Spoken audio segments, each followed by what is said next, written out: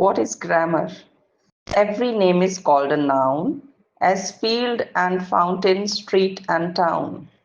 In place of noun, the pronoun stands, as he and she can clap their hands.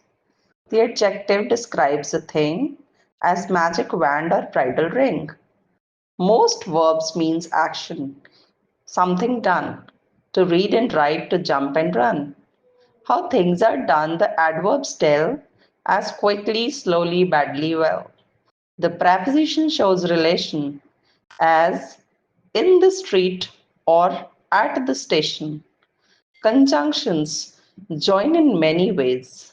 Sentence, words, or phrase and phrase. The interjunction cries out, heed, an exclamation point must follow me.